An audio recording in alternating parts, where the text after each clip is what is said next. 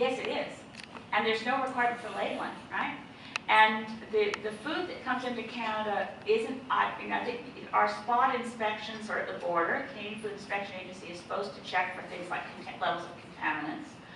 I don't know how good our system is. I mean, I know that one of the areas I have tracked that I've been concerned about is pesticide residues.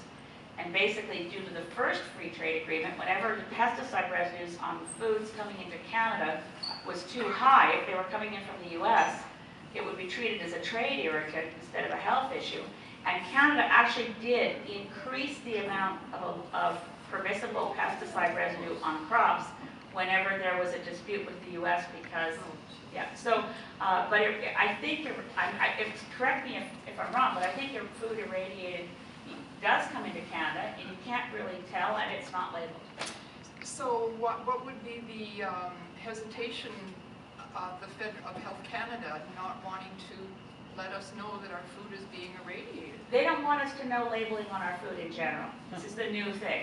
One of the things that changed in C-38 was that some of the country of origin information that used to be required to be on the label of food is now going to be on a website.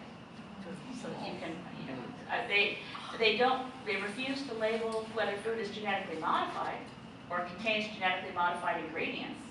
So there's a very strong push from the agribusiness industry to keep consumers in the dark, because if we know that food might have been irradiated or know that it contains genetically modified organisms, the presumption of the manufacturers is that they'll lose sales. Well, I think they will.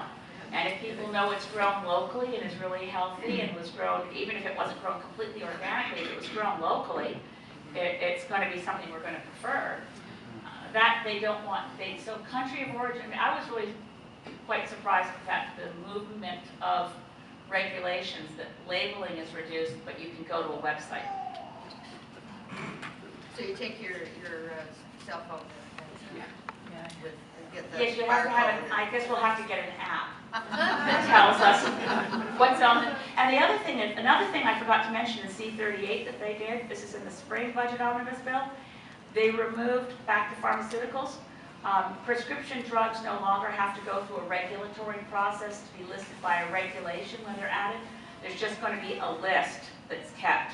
So that reduces the rigor of analysis and warning and notice of pharmaceuticals. So the direction on food and pharmaceuticals is towards less information and less regulation rather than more.